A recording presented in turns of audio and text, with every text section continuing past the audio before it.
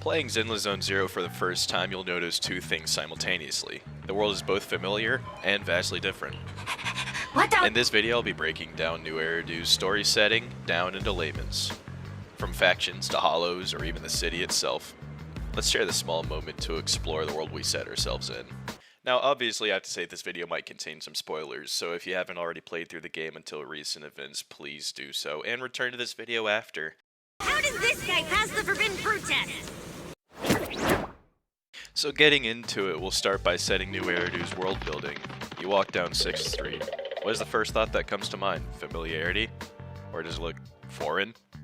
New Eridu as we know it in Chapter 2 consists of this area. Currently, the politician in overpower in New Eridu is Mayor Mayflower. Obviously, big job on his hands, keeping the last holdout of humanity alive and flourishing. This city is built upon the ruins of the old capital. I'll talk more about the old capital later. New Eridu itself is the last inhabitable city on Earth. Yes, planet Earth, the very one we live on. As for when the game takes place, it's up for speculation, but seemingly the game takes place somewhere between the year 2083 and the 2090s. The city limits are often defined by the hollows which surround New Eridu, which leads me to our next topic. When I was 15, the thought of an apocalypse never troubled me. The origin of hollows are still unknown, and are the topic of many speculation. But what exactly are hollows?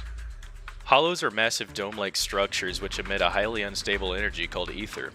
To compare ether to something we all know about in our time, I would think of ether like nuclear radiation.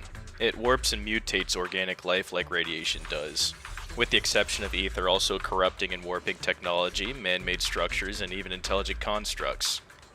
On the topic of comparing ether energy to radiation, ether also serves as a power source for the city power grid, much like a nuclear reactor.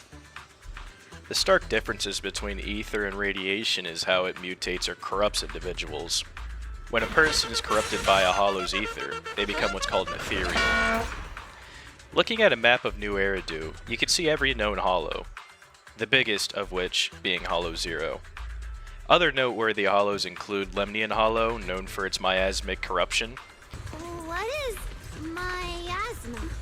It's when you can't breathe very well. Which the topic of miasma deserves its own video entirely.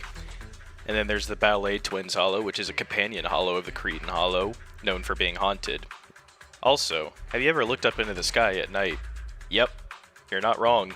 The Earth is not the only one consumed by these murder domes. So what exactly happens if you go into a hollow?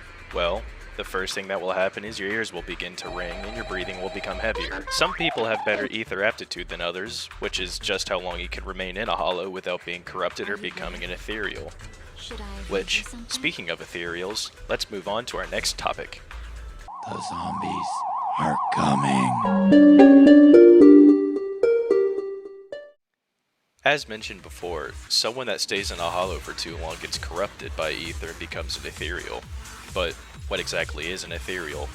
Ethereals are zombie-like monsters. They're former humans, fauna, and flora. There are multiple layers to ethereals, almost like a typical hierarchy of power from elites down to regular. How strong an ethereal is likely comes from the person, animal, or plant's aptitude to resist ether. Basically, the higher the aptitude for ether is, the stronger they become when they eventually go ethereal. You can see this in the way some ethereals are intelligent while others just clumsily stumble around. We don't know what it's actually like to become an ethereal, but what we do know is that the transformation into an ethereal is painful, in case their appearance didn't make that obvious. Once you become an ethereal, you cannot be brought back. It seems the agents feel a sense of doing the ethereal justice by slaying them, or putting them out of their misery. Bury the light! Wait, Canyon. Hold your horses. What are these terms like intelligent construct you keep throwing around? Well, you...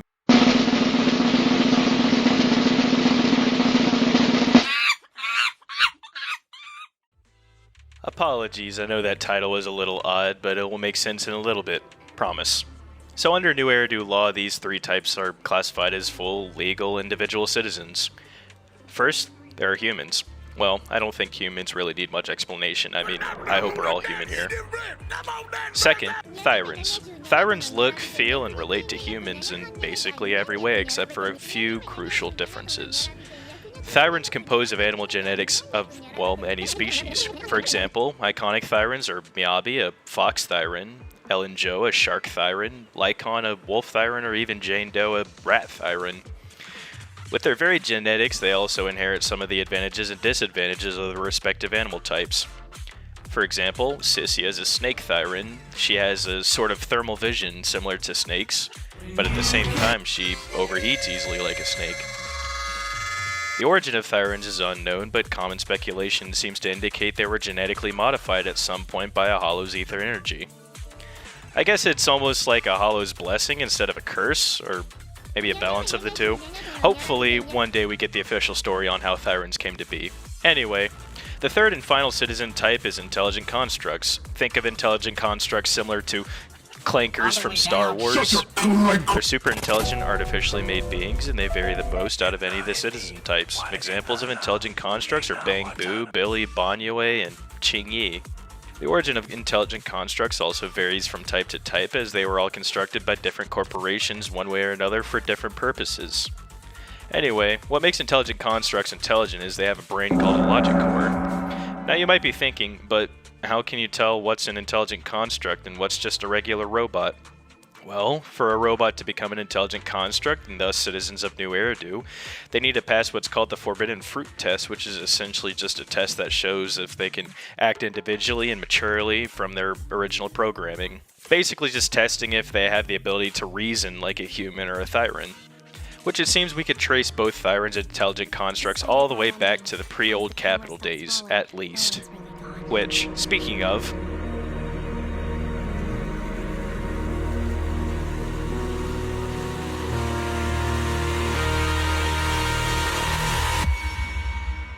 rather, what we know about the Old Capital thus far. The name of the city was Eridu. Likely being the prominent city at the time, it was a larger area than New Eridu was. So, what exactly happened to the Old Capital then? Well, the Old Capital was consumed in an apocalyptic disaster called the Fall of the Old Capital. Essentially, Hollow Zero expanded more rapidly than anybody had prepared for. This disaster took place roughly 11 years prior to the story we see before us. Having only been just over a decade prior to the events of the game, most people have a story of their experience with the disaster, such as homes, loved ones, or even dreams they've lost. An event so chaotic, even the Defense Force was left mostly in shambles. As for what the Old Capital looked like, well, you can see pieces of the Old Capital left within hollows, such as old bridges, towers, apartments, homes, monuments, the list goes on. Taking a trip to Hollow Zero or the Cretan Hollow will give you an idea of what the Old Capital previously looked like. Well, if you're good at puzzles and can manage to fit all the pieces together, anyway. Basically, all humanity could do at the time was detonate the Shiyu towers across the map and cross their fingers that the Hollow would cease its expansion, which the effort paid off, as the Hollow no longer had grounds to feed its expansion further.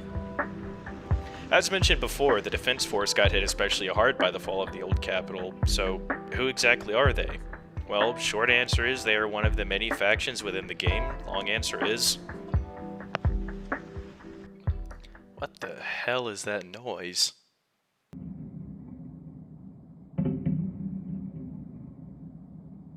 While I'm trying to make a video.